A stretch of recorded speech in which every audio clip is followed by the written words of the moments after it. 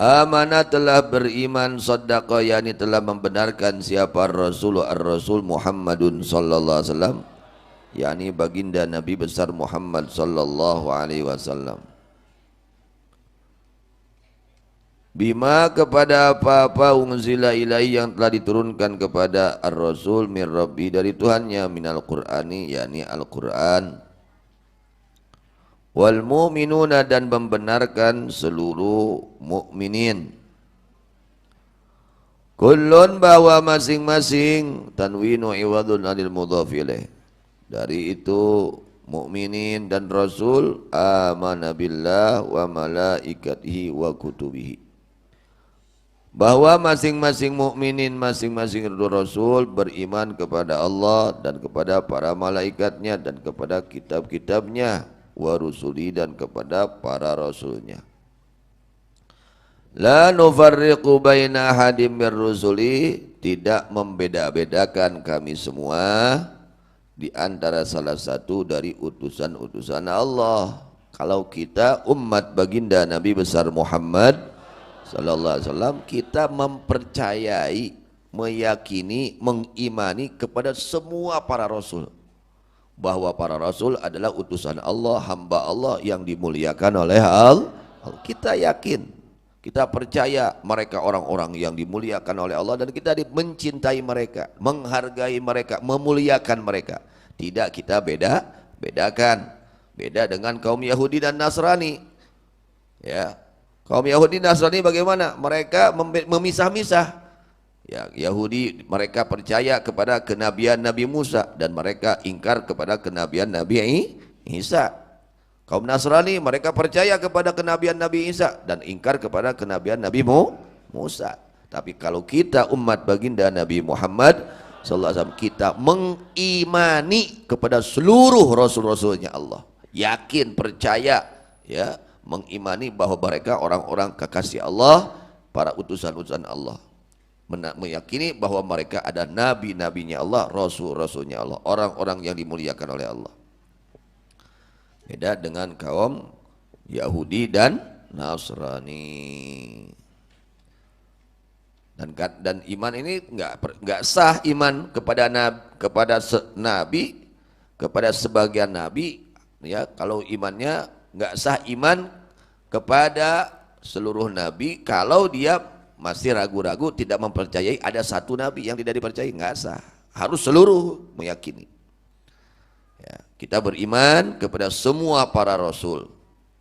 Wa qalu sami'na wa ata'na, dan berkata mereka, sami'na, telah mendengar kami semua apa yang diperintahkan dengan pendengaran, dengan mendengar, menerima, wa ata'na, dan telah taat kami semua. Nas'aluka ghufranaka rabbana wa ilaikal masir, kami memohon ampunanmu wahai Tuhan kami, kepadamu lah tempat kembali kami semua. Fal insan yatlubul maghfirah walau fi halatit ta'ah.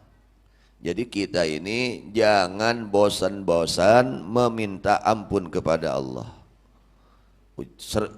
Jangan bosan-bosan memohon ampunan kepada Allah. Perbanyak istighfar. Ghufranaka, ya Allah kami memohon ampunan kepadamu. Kita setelah melaksanakan apa saja jangan lupa memohon ampun kepada Allah. Beres taklim, beres ngaji, astagfirullah, ya Allah mohon maaf. Itu jangan lupa. Ya, jangan lepas kita dari memohon ampun kepada Allah, meskipun ketika kita melaksanakan taat. Seperti kita sedang ngaji, perbanyak di dalam hati kita mohon ampun, ya Allah, ighfir lana, ya Allah maafkan saya, ya Allah. Meskipun kita sedang melaksanakan ibadah, di dalam hati tetap kita mohon ampun kepada Allah. Kenapa seperti itu? Bisa babima yatrau aliyah minal ujbi wa hubbil mahmadah wa ghairi dzalik. Kenapa? Kita harus sering memohon maaf kepada Allah, memohon ampun kepada Allah, meskipun kita sedang ada dalam ketaatan kepada Allah. Meskipun sedang sholat, sedang puasa, sedang zikir, sedang apa saja, sedang ngaji, ya, tetap kita perbanyak memohon ampunan kepada Allah. Alasannya dengan sebab perkara yang suka datang kepada itu ketaatan dari penyakit hati. Kadang-kadang kita penyakit hati, penyakit ujub, berbangga diri dengan amal baik, itu penyakit. Ya, berbangga diri dengan amal kebaikan itu penyakit. Meskipun kita sedang ibadah, lalu kita punya di dalam hati kita berbangga diri, ya, atau cinta, senang dipuji orang, itu penyakit juga. Senang dihargai orang, itu penyakit juga. Resep dihargaan ku batur, resep dipuji ku batur, eta teh penyakit hati. Mata kudu loba istighfar we. Geus maca Quran astagfirullah. Ya, loba istighfar, geus ngaji istighfar. Kitu we kudu loba istighfar kelas urang mah. Sabab rawan. Kelas kita ini rawan terkena penyakit hati, babarian bisa datangna penyakit hati nya, kadatangan penyakit hati. Mata kudus urgen istighfar. Wa ghairi dzalika minal afatil lati tudhibuha, dan selain itu ujub dan cinta akan pujian, yang mana penyakit-penyakit hati yang dapat menghilangkan itu pahala. Penyakit-penyakit hati itu dapat menghilangkan pahala ibadah. Ganjaran beak kabeh gara-gara aya penyakit hati. Kartos para arif la yatamidu ala amali abadan. Orang yang mengenal Allah, orang yang ma'rifat kepada Allah, yaitu wali, dia tidak yatamidu, ya, dia tidak bersandar ala amali kepada amalnya abadan, selama-lamanya. Artinya dia merasakan, ya Allah, saya bisa seperti ini karena pertolonganmu ya Allah, gitu. Teu boga rasa menang sorangan. Daek ngaji teh lain teu boga rasa menang tenaga urang teu. Daek ibadah teu boga rasa menang sorangan. Sangakeun ka Allah, ya Allah, saya dapat bisa seperti ini ya Allah. Pertolonganmu ya Allah, pertolongan. Jadi ka Allah terus. Teu di aku menang sorangan. Ya gitu, para arifun seperti itu, orang-orang yang mengenal Allah seperti itu. Mereka tidak merasa, ya, bisa ibadah itu karena usahanya, semua dia diserahkan kepada Allah. Ya, teu boga rasa menang sorangan. Wa alamatu dzalika kaunuhu yujaddidu taubah wal istighfar.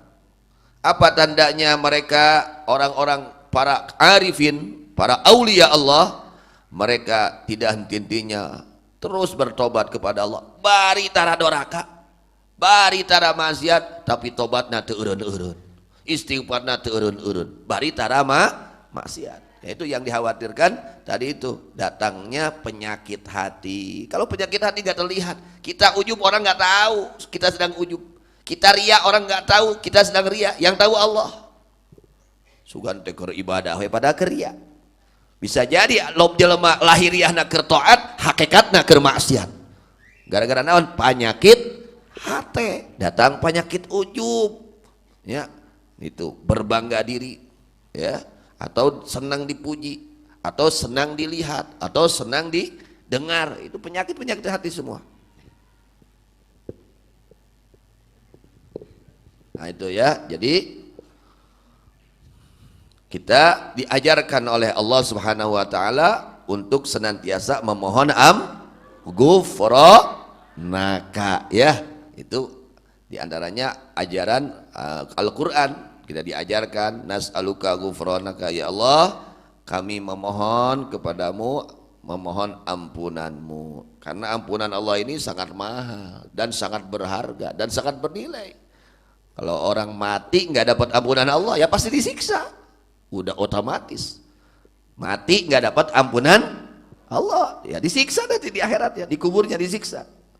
Nah, ini ampunan Allah ini sangat mahal. Nah, dari sekarang kita memohon, perbanyak memohon ampunan kepada Allah. Jangan bosan-bosan, perbanyak istighfar, jangan bosan-bosan, ya, jangan bosan-bosan memperbanyak istighfar, memohon ampunan kepada Allah Subhanahu wa taala. Walau kana mutalabbisan bi akbarit taat, meskipun ada orang tersebut yang melaksanakan dengan taat yang sangat besar, ketaatan yang sangat besar.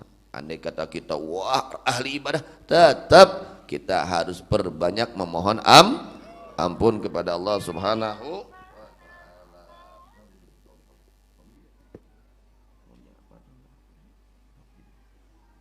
Nah itu atasnya.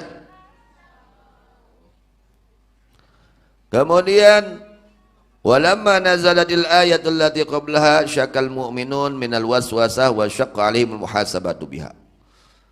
Ayat sebelumnya Allah katakan wa in tubdu ma fi anfusikum aw tukhfuhu yuhasibkum bihillah. Ayat sebelumnya Allah menjelaskan wa in tubdu, dan jika menampakkan kalian ma fi anfusikum, akan apa-apa yang ada pada diri-diri kalian, yakni keburukan, dan berazam ya menguatkan niat atas itu keburukan, atau menyembunyikan kalian kepada itu keburukan, yuhasibkum bihillah, maka Allah akan menghisab kalian kelak di akhirat.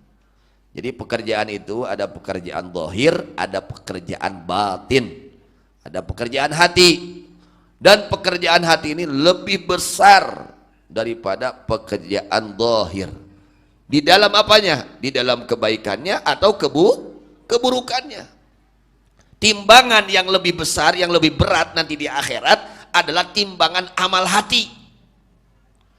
Ya. Kalau dibandingkan amal hati dan amal zahir dan amal anggota badan, nanti di akhirat kalau ditimbang itu lebih berat timbangan amal hati daripada amal badan. Karena maka harus betul-betul diperhatikan urusan hati. Ketaatan hati ini kalau diterima oleh Allah, masya Allah, bisa melebihi ya daripada ketaatan badan.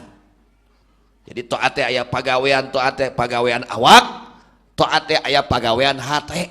Tah nu leuwih yang lebih memberatkan kepada timbangan amal itu adalah pekerjaan hati daripada pekerjaan badan.